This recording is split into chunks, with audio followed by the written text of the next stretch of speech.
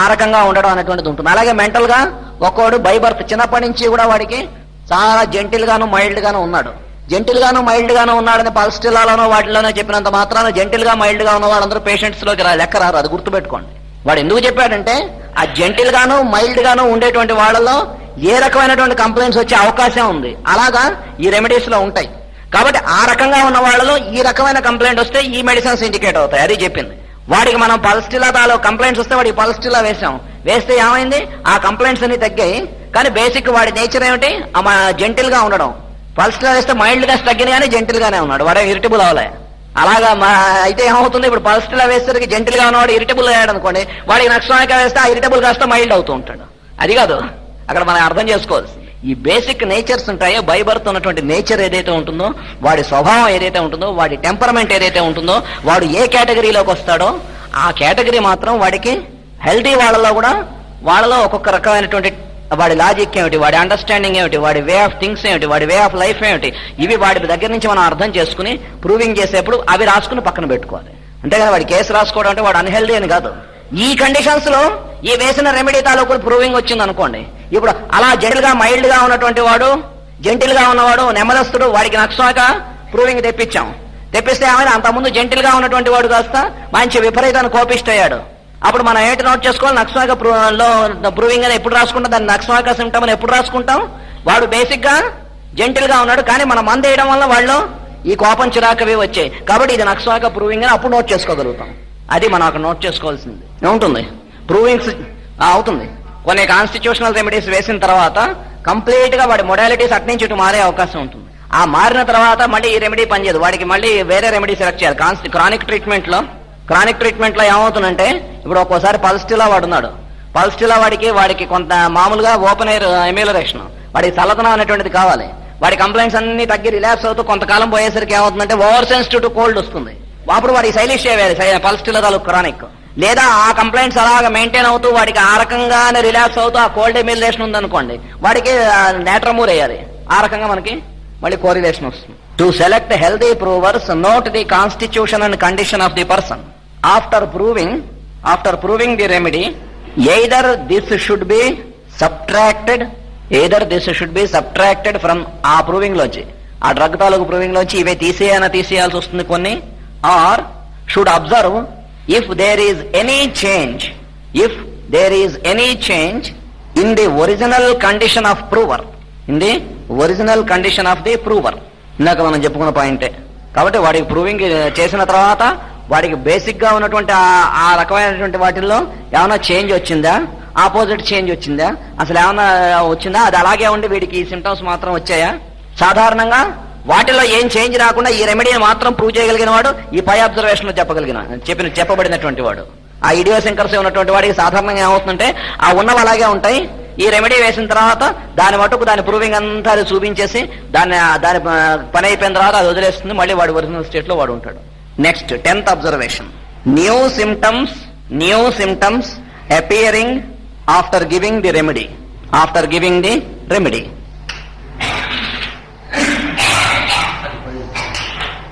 మందు వేసిన తర్వాత కొత్త లక్షణాలు వస్తున్నాయండోయ్. ఆ కొత్త లక్షణాలు వస్తున్నాయంటే ఏమొస్తున్నాయి కొత్త లక్షణాలు, అది చూసుకోవాలి. మనం పేషెంట్ తాలూకు కేసు రాసుకున్నాం, మొత్తం కేసు అంతా మొదటి నుంచి ఉన్నదంతా కూడా. మీ మందు వేసుకున్నప్పటి నుంచి ఫలానా కొత్త లక్షణాలు వస్తున్నాయండో చాలా అన్నారు. ఆ వస్తున్నటువంటి కొత్త లక్షణాలు ఏమిటో చూడాలి. అంతకుముందు ఎప్పుడైనా వచ్చాయా? ఇదివరకు లేవు, ఎప్పుడూ రాలే. ఆ రాకుండా ఉండేటువంటి అంతకుముందు రానటువంటి కొత్త సిమ్టమ్స్ చాలా రకాలు వస్తున్నాయి అనుకోండి. ఏవో చిన్న సర్ఫేస్ సిమ్టమ్స్ ఒక్కోసారి కొన్ని కొత్తవి రావచ్చు. ఉదాహరణకి మనం ఏదో ఒక మందు వేసాం, వాడికి మెర్క్సాల్ వేసాం అనుకోండి. మెర్క్సాల్ వేస్తే అంతకుముందు ఎప్పుడూ లేదు, ఏమంటే ఎప్పుడూ లేదు, అంతా కూడా దురదలు వచ్చేస్తున్నాయి మీ మందు వేసుకున్నాక అన్నాడు అనుకోండి. ఎప్పుడైనా వచ్చాయా? ఎప్పుడు రాలే. కంగారు పడక్కర్లేదు, వెయిట్ చేస్తే ఒక్కోసారి ఆ రెమెడీ మీదే అలా ఉంచితే ఒక కొద్ది రోజులు అయ్యేసరికి ఇవి డిసపేర్ అయిపోతాయి. ఏది ఈ సర్ఫేస్ సిమ్టమ్స్ అయితే. కానీ అలా కాకుండా అంతకు ముందు మనం మందు వేయక ముందు ఉండేటువంటి దానికన్నా ఎగ్జాక్ట్లీ ఆపోజిట్ అలార్మింగ్ సిమ్టమ్స్ వస్తున్నాయి అనుకోండి. ఇప్పుడు ఉదాహరణకు అంతకుముందు మందు వేయక ముందు వాడు చాలా బ్యాలెన్స్డ్ గా ఉండేవాడు. మందు వేసినప్పటి నుంచి విపరీతమైనటువంటి కోపం పెరిగిపోయింది అన్నారు. ఇంతకుముందు ఎప్పుడైనా కోపం ఉండేదా? ఎప్పుడూ లేదు వాడికి. లేదా మందు వేయక ముందు మామూలుగా ఎంత దూరమైనా వాడు హ్యాపీగా వెళ్ళగలిగేవాడు, నడిచే వెళ్ళిపోయేవాడు. మందు వేసినప్పటి నుంచి 4 అడుగులు వేసేసరికి వాడికి దడ, నీరసం, ఆయాసం వస్తున్నాయి, కళ్ళు తిరిగిపోతున్నాయి. ఎప్పుడైనా ఉన్నాయా ఇదివరకు? లేవు ఎప్పుడూను. అంటే అర్థం ఏంటి? ఇచ్చినటువంటి రెమెడీ రాంగ్. ఇమీడియట్ గా దాన్ని న్యూట్రలైజ్ చేయాలని తెలుసుకోవాలి. When the patient gets completely new symptoms after giving the remedy brackets లో which were not there with the patient previously, ఎప్పుడు కూడా అంతకుముందు ఎప్పుడు రానటువంటి సిమ్టమ్స్ బ్రాకెట్ క్లోజ్ చేసేయండి. then the given remedy is not correct and should be changed. ఇచ్చిన రెమెడీని మార్చాలి. అంటే మనం చూసుకోకుండా ఇచ్చాం రెమెడీ, అంచేత ఆ ఇచ్చినటువంటి రెమెడీ వలన ఏమన్నా కొత్త సిమ్టమ్స్, అంతకుముందు ఎప్పుడు లేనటువంటివి వైటల్ సిమ్టమ్స్ ఏమన్నా ప్రమాదకరమైన వస్తే ఇమీడియట్ గా ఆ మెడిసిన్ చేంజ్ చేయాలి. అదే ఊరికే సర్ఫేస్ మీద ఎక్కడో కొద్దిగా అక్కడక్కడ సిమ్టమ్స్ వచ్చాయనుకోండి, వెయిట్ చేయొచ్చు. ఇదేను నెక్స్ట్ అబ్జర్వేషన్ రెండు కలిపి చెప్పుకుంటే ఇంకా మనకి ఎక్కువ ఉంటుంది. అది కూడా మనం చూద్దాం. 11th observation, old symptoms are observed reappearing. అంటే అంతకు ముందు పేషెంట్ సఫర్ అయినటువంటి సిమ్టమ్స్ మన దగ్గరికి మందుకి రావడానికి ముందు సఫర్ అయినటువంటి సిమ్టమ్స్ రీఅపియర్ అవుతున్నాయి. హెరింగ్స్ 3rd లా ప్రకారం. ఇన్ ది రివర్స్ ఆర్డర్ ఆ రకంగా ఒక్కోటే వస్తున్నాయి మనం మందు ఇచ్చిన తర్వాత. ఇస్తే ఇందాకటి అబ్జర్వేషన్ లోనేమో కంప్లీట్ న్యూ సిమ్టమ్స్. అందుకే మనం ఆ లక్షణాలు వచ్చినప్పుడు వెంటనే ఎంక్వైరీ చేసుకుని ఇవి ఇదివరకు ఎప్పుడైనా వచ్చాయా, ఇదివరకు ఎప్పుడు నాకు తలనొప్పి అంటే ఏమిటో తెలియదండి, మీరు మందు వేసినప్పటి నుంచి విపరీతమైనటువంటి తలనొప్పి వస్తుంది అన్నాడు. పర్లేదు, సఫర్ అవు, తగ్గుతుంది అనకూడదు. అంతకుముందు ఎప్పుడైనా వాడికి హెడేక్స్ వస్తున్నాయంటే మనం మందు ఇచ్చిన తర్వాత ఆ మళ్ళీ హెడేక్ రీఅపేర్ అయిందనుకోండి, అక్కడ మనం చూసుకోవాలి ఆ హెడేక్స్ అనేటువంటివి అంతకుముందు వస్తున్నాయి. ఉదాహరణకి కొన్ని రకాలైనటువంటి హెడేక్స్ సప్రెస్ అయితే తర్వాత వాళ్ళకి హార్ట్ డిసీజెస్ వస్తాయి. చాలా సివియర్ హెడేక్స్ వస్తూ ఉంటాయి, అటాక్స్. వాటిని ట్రీట్ చేయడం చేతకాక సప్రెస్ అయినట్టయితే అవి సప్రెస్ అయ్యి హార్ట్ ప్రాబ్లమ్స్, హార్ట్ వీక్నెస్ వస్తాయి. అటువంటి వాటిల్లో మనం చూసే సిమ్టమ్స్ మనం ఇచ్చిన తర్వాత బెటర్ అయ్యి సివియర్ హెడేక్స్ గొడవ పెట్టేస్తారు పేషెంట్. ఏమండో మేము మందేసుకోక ముందు ఇదివరకు చాలా కాలం క్రితం ఉండేవి తలనొప్పులు వాయించి బారేస్తున్నాయి, వస్తాయి కొద్ది రోజులు. అంచేత రీఅపియరెన్స్ ఆఫ్ ఓల్డ్ సిమ్టమ్సా, కంప్లీట్లీ న్యూ సిమ్టమ్సా? ఆ మొట్టమొదటి వాళ్ళలో ఇదివరకు ఎప్పుడు తలనొప్పి లేనటువంటి వాడికి మందు వేసిన తర్వాత సివియర్ హెడేక్స్ వస్తున్నాయి అనుకోండి, జాగ్రత్తగా ఎంక్వైరీ చేసుకుంటే ఎప్పుడూ లేవు వాడికి. అసలు తలనొప్పి అంటే లైఫ్ లో ఇదే ఫస్ట్ వాడు చూడటం, అది వేరు. అక్కడ మనం జాగ్రత్తగా చూసుకుని న్యూట్రలైజ్ చేయాలి, ఆ ఇచ్చినటువంటి రెమెడీని మార్చాలి. కానీ ఈ రెండో వాళ్ళలో అంతకుముందు సివియర్ హెడేక్స్ వస్తూ ఉండేవి, ఈ హార్ట్ ప్రాబ్లమ్స్ రాకముందు వస్తూ ఉంటే వాడికి ఆ ఉన్నంతకాలం ఈ హార్ట్ ప్రాబ్లమ్స్ ఉన్నాయా? లేవు. కానీ మనం మందు ఇచ్చిన తర్వాత హార్ట్ ప్రాబ్లం తగ్గింది, హార్ట్ వీక్నెస్ తగ్గింది, ఈ హెడేక్స్ రావడం మొదలు పెట్టాయి. That is a good sign. మీరు వేసినటువంటి రెమెడీ ప్రకారం ఆ రివర్స్ ఆర్డర్ లో వస్తున్నాయి. అప్పుడు వాడికి రెమెడీ మార్చక్కర్లేదు, రిపీట్ చేయక్కర్లేదు. అయితే ఆ హెడేక్స్ తో అలాగా వాడిని ఏడవనివ్వను అక్కర్లేదు. టిష్యూ సాల్ట్స్ తో మేనేజ్ చేయడం చేతనైతే పేషెంట్ బాధపడ్డు, డ్రగ్ డిస్టర్బ్ కాదు. అందుకే మనం టిష్యూ సాల్ట్స్ చెప్పుకుంటాం. వాడికి MP6X వాటర్ లో కలిపి ఇవ్వండి సివియర్ హెడేక్ ఉంటే. ఆ మెయిన్ రెమెడీ దేన్ని డిస్టర్బ్ చేయదు. వాడికి ఆ సివియారిటీ ఆఫ్ హెడేక్ మీరు ఇచ్చినటువంటి MP6X తో తగ్గుతుంది, కానీ ఈ MP వల్ల పూర్తి హెడేక్ దాని వల్ల తగ్గదు. ఆ వచ్చినప్పుడల్లా MP6X వాడికి ఇస్తూ ఉండండి. ఇస్తే ఆ సివియారిటీ తగ్గుతుంది, కానీ కొంతసేపు అలా కంటిన్యూ అవుతుంది. మామూలు వాళ్ళలో మీరు మామూలుగా హెడేక్ వచ్చి ఈ రెమెడీ వేయకుండా హెడేక్స్ వచ్చిన వాళ్ళలో మీరు MP6X వేస్తే బ్రహ్మాండంగా హెడేకే తగ్గిపోతుంది. కానీ వీడికి తగ్గదు, అలాగా ఆ సివియారిటీ తగ్గుతుంది కానీ పూర్తిగా తగ్గదు. అలా కొద్ది రోజులు వచ్చి దాంతో వాడు ఫ్రీ అవుతాడు. ఫ్రీ ఏమైంది వాడికి ఇవన్నీ ఒక్కోటి వెనక వస్తున్నాయి. దీన్ని బట్టి చాలా మంది పబ్లిక్ లో ఏముంది, ఆ వెనకవన్నీ బయట వస్తాయండి హోమియోపతి వాడితే అంటూ ఉంటారు. అన్ని కేసుల్లో బయట అయ్యావు. ఇప్పుడు పేషెంట్ ఉన్నటువంటి కండిషన్ అవి సప్రెస్ అవడం వల్ల ఈ కండిషన్ వస్తే మాత్రం డెఫినెట్ గా అవి వస్తాయి, అవి రాకుండా ఇవి మాత్రం తగ్గవు. కాబట్టి రీఅపియరెన్స్ ఆఫ్ ఓల్డ్ సిమ్టమ్స్ అనేటువంటిది చాలా మంచిది. వాడికి ఆయాసానికి మందుకు వచ్చాడు, లేదా కిడ్నీ డిజార్డర్ కి మందుకు వచ్చాడు, వాడికి యూరిన్ లో ఆల్బుమిన్ పోతుంది, ఒళ్ళంతా పొంగిపోయింది, మొహం పొంగిపోయింది, కాళ్ళు పొంగిపోయాయి, చాలా సఫర్ అవుతున్నాడు, పేల్గా అయిపోయాడు. వాడికి మనం మందు ఇచ్చాం, ఇచ్చిన తర్వాత గ్రాడ్యువల్ గా ఇవన్నీ తగ్గాయి. యూరిన్ లో టెస్ట్ చేస్తే ఆల్బుమిన్ కూడా తగ్గింది. కానీ కాళ్ళ నిండా చేతుల నిండా విపరీతంగా విచ్చిపోయాయి, కురుపులు వచ్చేసాయి విపరీతంగా. అప్పుడు అడిగితే ఏమైంది, అంతకుముందు 2 సంవత్సరాలు 3 సంవత్సరాలు స్కేబిస్ తో సఫర్ అయ్యాడు, విపరీతంగా సఫర్ అయ్యేవాడు, ఏం చేసినా సరే తగ్గలే. అది స్ట్రాంగ్ గా సఫర్స్ అయిన తర్వాత వీడి కిడ్నీ డిజార్డర్ వచ్చింది. ఈ కిడ్నీ డిజార్డర్ ఉంటే లైఫ్ డేంజర్. కాబట్టి మళ్ళా ఆ రీఅపియరెన్స్ ఆఫ్ ఆ ఓల్డ్ స్కిన్ డిసీజ్ వచ్చింది, కంగారు లేదు. కొంతకాలం వాడిని జాగ్రత్తగా మెయింటైన్ చేయండి. అక్కడికంటే ఏమంటాడంటే, నువ్వు అటువంటి వాళ్ళలో సెన్సిబుల్ పేషెంట్స్ ఉంటారు, వాళ్ళకి నువ్వు ఎక్స్ప్లెయిన్ చేయి, వెయిట్ చేస్తారు అన్నాడు. చాలా గమ్మత్తుగా చెప్పాడు. 2 ఇన్స్టెన్సెస్ లో చదువుతాడు కెంట్. ఒకటి ఇటువంటి చోట చెప్పమన్నాడు, ఇంకో చోట పొరపాటున మనం మందు తప్పేసాం అనుకోండి, వేస్తే పేషెంట్ కి వాడు సెన్సిబుల్ వాడైతే వాడు జాగ్రత్తగా ఎక్స్ప్లెయిన్ చేయమన్నాడు. ఒరే అబ్బాయి ఇగో ఈ విధంగా జరిగింది, పొరపాటు జరిగింది, ఇప్పుడు మళ్ళీ నీకు సరైన మందు ఇస్తున్నా, కంగారు పడకని చెబితే నీ దగ్గర వెయిట్ చేసి నీ మీద ఎక్కువ నమ్మకం కలుగుతుంది అన్నాడు. నువ్వు అలా ఓపెన్ గా చెప్పడం వల్ల. అలాగే ఈ కేసుల్లో కూడా నీకు ఆ ఉన్నటువంటి బాధలన్నీ కూడా అవి సప్రెస్ అవడం వల్ల నీకు ఇది, కాబట్టి ఇది తగ్గేప్పుడు నీకు అది కొంతకాలం ఉంటుంది, అది తగ్గడానికి కూడా మేము మందు ఇస్తామని చెప్పండి, మనం ఇవ్వకపోయినా సరే. ఆ ఇస్తామని చెప్తే వాడు జాగ్రత్తగా దానికి మెంటల్ గా ప్రిపేర్ అయ్యి వాడు కూడా ఎడ్యుకేట్ అవుతాడు. ప్రతివాడికి చెప్పకూడదు, ప్రతివాడికి హోమియోపతి ఇచ్చేయకూడదు. కొంతమంది డాక్టర్స్ చూసా వచ్చిన ప్రతి పేషెంట్కి హోమియో ప్రిన్సిపల్స్ చెబుతూ ఉంటాడు, వాడు విసిగెత్తి పారిపోతాడు. అంటే అలా కాదు, ఇలా వచ్చినప్పుడు వాడికి అసలు దాని వల్ల ఏమిటో చెబితే వెయిట్ చేస్తాడు. This is always a favourable indication. This is always a favourable indication. The remedy should neither be changed nor repeated as long as the old symptoms reappear in the reverse order and disappear. కొంతకాలం అవి అలా కనిపించి వాటి purpose అయిపోయాక ఆ symptoms పోతే ఈ remedy వల్లనే అలా గ్రాడ్యువల్ గా ఒక్కొక్క కండిషన్ బ్యాక్ వచ్చి వాడికి కంప్లీట్ క్యూర్ రావచ్చు. లేకపోతే ఇలా కొంతవరకు క్లియర్ చేసేసిన తర్వాత వాడికి టోటాలిటీ మారిపోయి వేరే రెమెడీ ఇండికేట్ కావచ్చు. అది మనకు క్రానిక్ ట్రీట్మెంట్ లో, మయాజమెటిక్ ట్రీట్మెంట్ లో ఒక్కోసారి కాంప్లికేటెడ్ మయాజమ్స్ ఉన్నప్పుడు ఒక సింగిల్ రెమెడీ మీద వాడి ట్రీట్మెంట్ అంతా నడుపుతా ఉంటే మాత్రం కుదరదు. ఓ రెమెడీ వేసిన తర్వాత దాని టోటాలిటీ ప్రకారం అది పనిచేస్తుంది, పనిచేసి కొంతకాలం పోయిన తర్వాత టోటాలిటీ మారిపోతుంది. అప్పుడు ఇదే రెమెడీ వేస్తా అంటే కుదరదు, ఈ రెమెడీతో తగ్గదు. అలా స్ట్రైట్ గా ప్రతి కేసు కూడా ఒకే రెమెడీ మీద మెయింటైన్ అయ్యే కేసులు దొరకడం చాలా కష్టం. ఒక్కోసారి దొరుకుతాయి, దొరికితే చాలా మంచిది. అటువంటి వాడికి ఏ ప్రాబ్లం వచ్చినా ఆ రెమెడీ డోస్ వేస్తే తగ్గిపోతుంది. ఆ దొరకకుండా కాంప్లికేటెడ్ మయాజమ్స్ వాడు ఉంటాడు, వాడికి ఒకసారి సోరిక్ సిమ్టమ్స్ అన్ని బయటకు వస్తాయి. యాంటీసోరిక్ రెమెడీ వాడికి సిమిలర్ గా ఉన్నటువంటి రెమెడీ వేసాం, బ్రహ్మాండంగా అవన్నీ తగ్గిపోయి తర్వాత సైకోటిక్ సిమ్టమ్స్ అనేవి వచ్చాయి. దాని ప్రకారం మనం యాంటీసైకోటిక్ రెమెడీ వేసాం, తగ్గింది.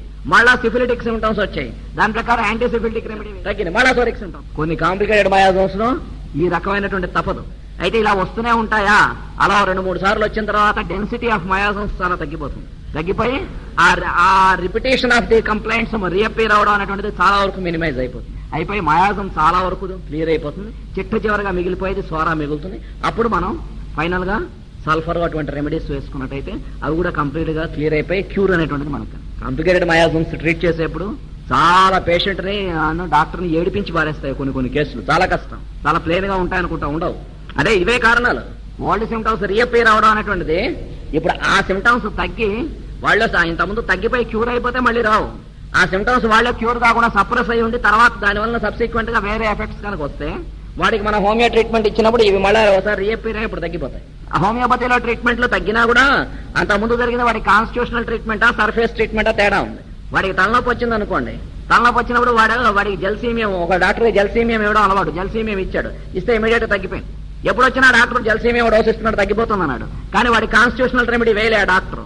ఇంతకుముందు నాకు ఆ తలనొప్పి హోమియోలో తగ్గిందండి, 2-3 నెలల క్రితం వరకు అదే వాడుతున్నా, తగ్గిందని మన దగ్గరికి వచ్చాడు అనుకోండి, మనం కాన్స్టిట్యూషనల్ రెమెడీ ఇచ్చినప్పుడు మళ్ళీ ఒకసారి రీఅపీర్ అవుతుంది. అటువంటి దగ్గరికే మనకి ఏది పనికి వస్తుందంటే ఇప్పుడు ఈ రీఅపీరెన్స్ ఆఫ్ ఓల్డ్ సిమ్టమ్స్, ఆ రీఅపీర్ అయినటువంటి చాలా పేషెంట్ ని వీకెన్ చేసే సిమ్టమ్స్ అనుకోండి, బాగా అగ్రవేట్ చేసేటువంటి సిమ్టమ్స్, తర్వాత దానివల్ల ప్రతి రీఅపీరెన్స్ తర్వాత పేషెంట్ వీక్ అవుతున్నాడు అనుకోండి, అక్కడే మనకి ఈ అక్యూట్ రెమెడీస్ పనికి వస్తాయి. ఇంతకుముందు మనం చెప్పుకున్నామే ప్రతి రెమెడీకి అక్యూట్ రెమెడీస్ ఉంటాయని. అక్కడ మనం ఇన్ఎవిటబుల్ అయితే ఏం చేయాలి, అక్యూట్ రెమెడీ వేస్తే, ఏ రెమెడీ అయితే వేసామో దాని అక్యూట్ రెమెడీ వేస్తే ఏమవుతుంది, ఈ యాక్షన్ డిస్టర్బ్ కాదు, కంటిన్యూ అవుతూ ఉంటుంది. ఈ అగ్రవేషన్ అనేటువంటిది కొంతవరకు తగ్గిస్తుంది. Next 12th observation, symptoms take the wrong direction. Symptoms taking the wrong direction అంటే మందు వేసిన తర్వాత మన దగ్గరికి ఒక రొమాటిక్ పేషెంట్ వచ్చాడు, వస్తే వాడికి మందు ఇచ్చాం, బాగానే ఉందండి, తగ్గిపోయింది. రూస్టాక్స్ ఇచ్చాం, బాగా తగ్గింది. బ్రేవనియా ఇచ్చాం, తగ్గింది. తగ్గిన తర్వాత 2 వీక్స్ తర్వాత ఆయాసం ఉంటుంది, దడ వస్తుంది, కొద్ది దూరం నడిచినా విపరీతంగా చెమటలు పట్టేస్తూ ఉంటాయి, నీరసపడిపోతూ ఉంటాడు. ఎప్పుడైనా ఉన్నాయా ఓల్డ్ సిమ్టమ్స్ రీఅపీరెన్స్? ఇవి ఓల్డ్ సిమ్టమ్స్ కాదు, ఇవి completely new symptoms. Old symptoms ఇలాంటివి రీఅపీర్ అవ్వవు, ఎందుకంటే ఇలాంటి స్టేజ్ వచ్చేసరికి అవన్నీ దాటిన తర్వాతే వస్తాయి ఈ స్టేజ్. ఇవన్నీ చూసే హెరింగ్ లో ఆ 3వ అలా చెప్పాడు, reappearance of old symptoms, appearance of old symptoms in the reappearance in the reverse order of their occurrence అని చెప్పింది. అందుకే మన దగ్గరికి వచ్చేసరికి, ఈ స్టేజ్కి వచ్చేసరికి ఏమవుతుంది, ఆ సిమ్టమ్స్ అని అయిపోయాకే ఈ స్టేజ్ వస్తుంది. కాబట్టి ఈ రకంగా వచ్చినటువంటి వాడికి చూస్తే ఇంతకుముందు ఎప్పుడైనా నీకు దడ, ఆయాసం, గుండెలో నొప్పి, వేన వస్తున్నాయా? ఎప్పుడూ లేవు. ఈ జాయింట్ పెయిన్స్ తగ్గాక వచ్చాయి అంటే అర్థం ఏంటి, సిమ్టమ్స్ రాంగ్ డైరెక్షన్ లోకి వెళ్తున్నాయి, చూసుకోలే మనం. అప్పుడు వెంటనే ఒళ్ళు దగ్గర పెట్టుకుని దాన్ని న్యూట్రలైజ్ చేయాలి. ఎందుకంటే రూస్టాక్స్ పెయిన్స్ రెమెడీ కదా తోసేస్తూ ఉంటాం, లేదా ఆర్నికా ఇచ్చాం, లేదా కాళ్ళ మీద పెద్ద కురిపేసింది, మొత్తం అంతా కూడా బాగా దురదగా ఉంది, చూసి వాడికి బాగా దురద మంట అవి ఎక్కువగా ఉన్నాయని చెప్పి హిస్టరీ అంతా ఏం కనుక్కోలే, సమంగా కేసు తీసుకోలే. వాడికి ఏం చేసాం మనం, గ్రాఫైటిస్ 200 ఇచ్చాం, ఇంకా కొన్ని చోట్ల గ్రాఫైటిస్ ఆయింట్మెంట్, సల్ఫర్ ఆయింట్మెంట్ అవన్నీ కూడా ఇస్తూ ఉంటారు. తగ్గిపోయింది. గ్రాఫైటిస్ 200 వేసాక మెరక్యులస్ గా తగ్గింది. ఏపీఎస్ ఇచ్చాం అనుకోండి, అలాగా స్కిన్ డిసీజ్ వచ్చింది. లేదా మెజీరియం బ్రహ్మాండంగా చెబుతాడు. మెజీరియం రెమెడీలో అద్భుతమైనటువంటి వర్ణన ఉంటుంది స్కిన్ డిసీజ్. తల మీద విపరీతమైనటువంటి స్కిన్ డిసీజ్ వస్తుంది, ఇలా క్రస్ట్స్ వస్తాయి, ఇలాగ పక్కు తీస్తే లోపల విపరీతమైన థిక్ పస్ ఉంటుంది, అన్ని చెప్పాడు. బ్రహ్మాండం. కొన్ని కేసులు ఇలా తగులుతాయి. వాడికి మిగతా సిమ్టమ్స్ అని పక్కా పెట్టి అటువంటి వాడికి మెజీరియం 200 ఇచ్చాం. ఇస్తే ఓ వారం అయ్యేసరికి మొత్తం మాడిపోయింది. డాక్టర్కి అటువంటి వాటి వల్ల మంచి పేరు వస్తుంది. ఎక్కడా తగ్గనటువంటిది మీరు ఆ డోస్ ఇచ్చారండి, ఇక తగ్గింది. దాంతో తగ్గింది, కానీ వారం అయ్యేసరికి కాళ్ళు వాచాయి, ఒళ్ళు వాచింది, యూరిన్ అవటంలో సమంగా, పర్లేదండి వీటితో కొంచెం భరిస్తాను, నాకు తగ్గింది, చాలా కాలం నుంచి ఉంది అంటాడు. వాడికి తెలియదు కదా, కానీ మన ఒళ్ళు దగ్గర పెట్టుకోవాలి. అలా జరిగిందంటే బెటరే వాడికి దీనికి మందిస్తే, డాక్టర్ గారు నేను మొట్టమొదటి చెప్పాను మీకు, ఆ మొట్టమొదటి ఇచ్చిన మందుతో నాకు ఇవి తగ్గాయని, ఆ రెండోసారి మీకు లక్షణాలు చెప్పకుండా ఉందా బాగుండేది, మీరు ఆ రెండోసారి చెప్పినటువంటి లక్షణాలు బట్టి మంది ఇచ్చారు, ఇవన్నీ తగ్గాయి మళ్ళీ అది వచ్చేస్తుందండి అంటాడు. జాగ్రత్తగా అర్థం చేసుకోవాలి. అక్కడ సిమ్టమ్స్ రాంగ్ డైరెక్షన్ లోకి వెళ్తున్నాయి.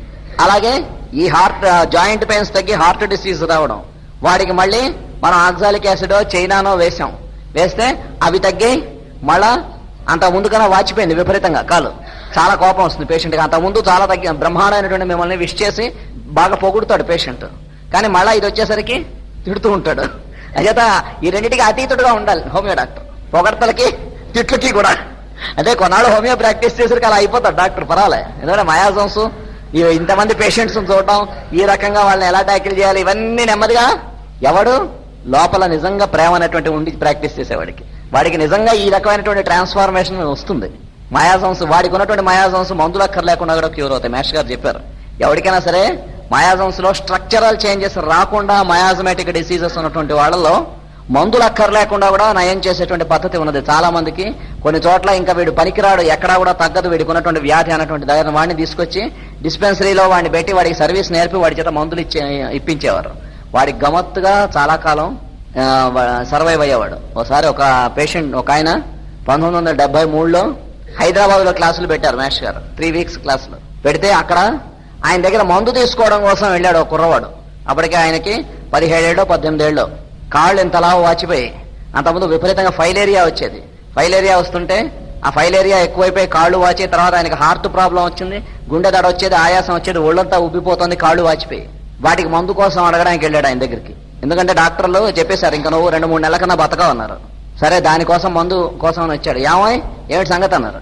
మేష్ గారు ఇలా మీతో దాని సంగతి తర్వాత చెబుతా, కానీ ఈ 3 వారాలు నువ్వు క్లాసులకి అటెండ్ అవ్వు అన్నారు. నేను ఈ 3 వారాలు ఇక్కడ ఉండు, నేను నీకు మందు ఇస్తాను, ఈ 3 వారాలు తప్పనిసరిగా క్లాసులకి అటెండ్ అవ్వు అన్నారు. సరే 3 వారాలు అయిపోయింది, మందు ఇవ్వలేదు, ఏం లేదు. ఏవో టిష్యూ సాల్ట్స్ ఇచ్చారు, క్రెటాగస్ ఇంకేవో టిష్యూ సాల్ట్స్ ఇచ్చారు తప్ప మందే ఇవ్వలే 3 వారాలు. మేష్ గారు ఈ 3 వారాలు అయిపోయి నాకేం మందే ఇవ్వలేదు అన్నారు. ఈ రోజు నుంచి మందులు కావాల్సిన వాళ్ళకి నువ్వు మందులు ఇవ్వడం ప్రారంభం చేయవే, నీ సంగతి నేను చూసుకుంటాను. వెళ్ళి మరి నాకు ఈ 3 వారాల్లో మీరు చెప్పిన దాంతో డిస్పెన్సరీ ప్రారంభం చేయమంటారా, వెళ్ళి ప్రారంభం చేయన్నారు. వాళ్ళ ఊరికి వెళ్ళి డిస్పెన్సరీ ప్రారంభం చేశాడు. చేసిన తర్వాత రకరకాలైనటువంటి కాంప్లికేటెడ్ కేసెస్ రావడం మొదలుపెట్టే. వాళ్ళందరి గురించి జాగ్రత్తగా చూసుకుని మళ్ళీ కేసు రికార్డింగ్ చేసుకుని అంతా స్టడీ చేసి వాళ్ళకి మళ్ళీ మెటీరియల్ అవి స్టడీ చేసి మందులు వేయడం ఇది ప్రారంభం చేశాడు. ఆ తర్వాత ఇంచుమించుగా 18 ఏళ్ళు అంతా బతికాడు అతను. స్టేట్ బ్యాంక్ లో వర్క్ చేసేవాడు. ఆ తర్వాత 17 ఏళ్ళు 18 ఏళ్ళు బతికాడు. ఆ తర్వాత 2-3 నెలల్లో పోతాడు డెఫినెట్ గా అని చెప్పి అభయం పట్టారు.